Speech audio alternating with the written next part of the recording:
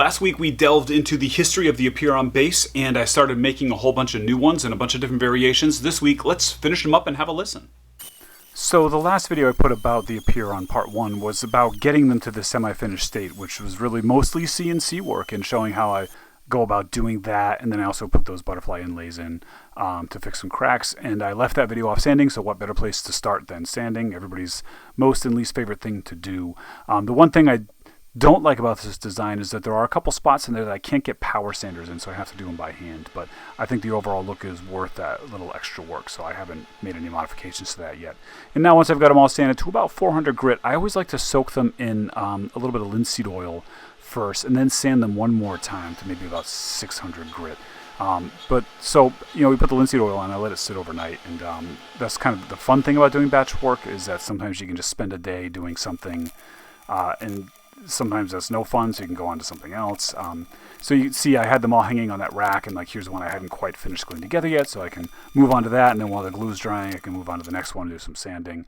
It's all the process.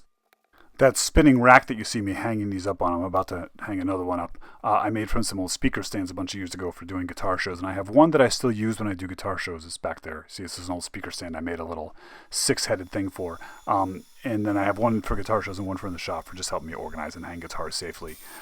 Now, of course, one of the reasons that the fretted version of this instrument costs a little more is because you have to do all the fret work. That's basically the only reason, really, but it takes a little bit more time. Here you see I'm using my fret rocker that I make and sell over at squaretools.com, the Square Rocker, and checking all the frets. And, I've done other videos that go into more detail about this, but you can see with that rocker, I could just level it across 3 frets, and if it rocks, that means that one in the middle is too high. And so I always go through, I have this sort of medium rough file that I'll go over the whole fingerboard with and take down some high spots before going into the special fretting files. It just speeds it up a little bit for me. But it's not a super rough file. Like you can see, it takes a few passes. You don't want to use anything too rough because then you can take too much away too quickly. And, fretting is time consuming and can be challenging, and I don't admit to being the best at it. I'm learning as I go every time, but it just takes time. Here you can see I'm putting some Sharpie on all the frets after I've sort of rough leveled them to now go in and level them to each other using a sanding block. And just the ink, wears away as you kiss it. And so if the ink doesn't wear away, that means that one's low and the ones around it are high. And now I'm going into my fret files to reshape the crown after doing all that work, and then cleaning up and dressing the ends so they're not sharp and they feel good. And, I'm getting better at making them look good. I always try to make them at least feel good because that's the most important thing. But some guys really make these beautiful ends that I haven't quite gotten to yet. And then, of course, once I've done all that, I have to go through and sand the heck out of all of them. I started about 400 grit sandpaper and worked my way up to 3,000 grit sandpaper before then polishing them with some buffers. Does a pretty good job. You see, they look pretty good. So all these basses that I'm building here, I am going to list for sale over at newperspectivesmusic.com, or actually more correctly, apeironbass.com. I bought that URL, and it just points to a page on my main website that I'm dedicating to this whole bass line, because what I wanted to do with this is sort of separate it from my other work, but also make it like a sort of choose your own type of thing. So over at apeironbass.com, I set up a website where you can choose, I want fretted, I want 5 strings, I want a wood bridge, I want a passive pickup or active, and build your own, and then I'll make it for you. And it'll take a couple months turnaround, obviously, versus buying something like these that are just done and in stock. But it's sort of a midpoint between what I mostly do, which is custom builds for people, and then what I do to promote the custom builds for people, which is making inventory. And so I thought there'd be kind of a nice little middle ground there. So do me a favor and go check out apeironbass.com, and click around and play with it. I just started this website. It's not fancy like a card maker or something, but I'm trying to sort of set it up, and I'd love to get your thoughts on how it looks and how it works and how it functions. And you can tell me here, or you can message me privately, because that's very helpful to me to have a little bit of back and forth, which is honestly the reason why I make all these videos. I should be putting an ad in here to make a bunch of money from some big corporate overlord, but nope, it's just me. All right, back to the show. Aren't you glad I didn't just try to sell you some mail order food subscription there? Back into the action. I am recessing the little threaded inserts that go into the body for my adjustable bridge. I tried to recess the lip in a little bit to get them even flatter. And then these are some aluminum ferrules that I get from a McMaster car that I put inside those holes just to keep from when the string goes through a body, like in a string through body instrument, that string is often pushing on the wood and wearing it down over time. And so what I'm doing here is I have this aluminum plate on the back that I manufacture and I have made by SendCutSend.com for me. And then there's aluminum ferrules in the front, so now the string is only pushing against metal and not wood as it goes through there, and that will help it last a lot longer. Instead of the wood slowly giving away over the years from all that tension of the strings pulling on it and changing the geometry.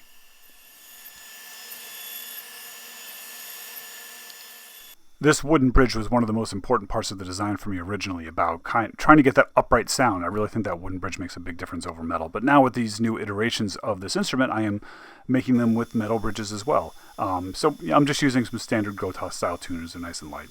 But so you'll see as we put more of these together, I just filmed a little bit here and there, putting a couple different ones together. Some of these different hardware choices, like here's a 5-string. And this one will have a metal bridge, unless this is the fretless one that has the wooden bridge. And then I also have the 1 4-string that I'm going to play a little bit at the end of this video that has like a tune-o-matic style.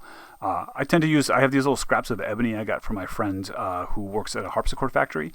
I tend to use ebony for the nuts because, again, this is what upright basses use. They use ebony nuts and maple bridges. And so that's what I'm trying to do, but in the bass guitar world. Unless we get one of these variations, but that was where it started, and that's what I'm setting up here, is like that traditional original Apeiron instrument. Now with the 5-string, I knew that I would probably have a few issues to deal with, and I was right with getting this 5th string through. And the hole on my plates that I had pre-manufactured were actually fine, but what I didn't take into account was that threading wrap is a little bit thicker than the string itself, so I had to accommodate that by drilling out these things, which is no big deal. I had a few of them made ahead of time to keep them in stock that I'll just have to drill out as I go, but there you can see it all worked out. And with the instruments that have the hidden pickup underneath the wooden plate, I use EMG active pickups because they really have a loud field, like a big output, and so they can kind of get away with like that being a little bit further from the strings, even though they're almost not further from the strings because the strings are so flush against it. But I just figure with a little bit, that extra piece of wood and that little bit of extra, millimeter distance from the strings, it helps have a wider field range. And I think it works really well, looks the way I want it to look, and sounds good too. The other thing that's nice about these pickups is they come with almost everything you need. I just have to solder them onto a different style 1/4-inch jack that I use, the side mount. But other than that, all the pots and everything are there. The battery pack, I just use my own battery box, and it's really easy to wire. And it's active, so you don't have to ground it to the bridge. This is one of the most unexpected surprise mistakes I've made in a while that I'm calling a happy accident. You see that little black spot right there? That's kind of rectangular. So inside the neck there, this is where the truss rod goes, right into this space. And back here, after you cut that slot out, the wood is very thin. And so when I put the truss rods in, I actually put a little dab of epoxy on both ends just to kind of keep it still. And in this case, I had a little bit of leftover tinted epoxy from doing the inlays on the fingerboard, and so I used some of that tinted epoxy just to not waste it, because that's how I roll. And I put a little dab of that on both ends, but the wood is so thin here that tint actually bled through the pores of the wood a little bit, and you can see remnants of me putting glue in there. Super interesting. Here you can see on this open face fretted instrument with the passive pickup, I'm using a metal bridge because since there's frets, I need to be able to intonate it a little bit more accurately than you need to worry about with a fretless bass. So you could use a wooden bridge there, but you might have a couple weird intonation spots. And so I just thought it'd be cool to use one of these like tune-o-matic style bass bridges. But because of the design of the instrument is so different, the heights and the way it's made, the store-bought part was just too thick. So here I am just removing a little bit of material from the bottom of it to make it thinner so it will work on this instrument. And that all worked fine. Here I'm using my Square X, which is a tool I developed a few years ago. This for sale at squaretools.com to just sort of check some heights and make sure it looks like the strings are going to, be close enough to the fingerboard now with that lowered. And it was, but I also wanted to make sure that I recessed the posts as far into the body as I could. See how there's that little ring on the top for the the part that goes in. I wanted to even recess that into the body so I could get it down nice and flat. And that did the trick.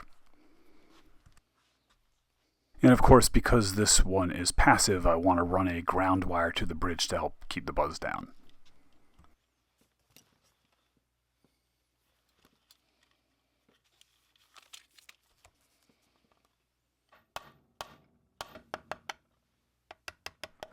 So now I think it's time to hear these.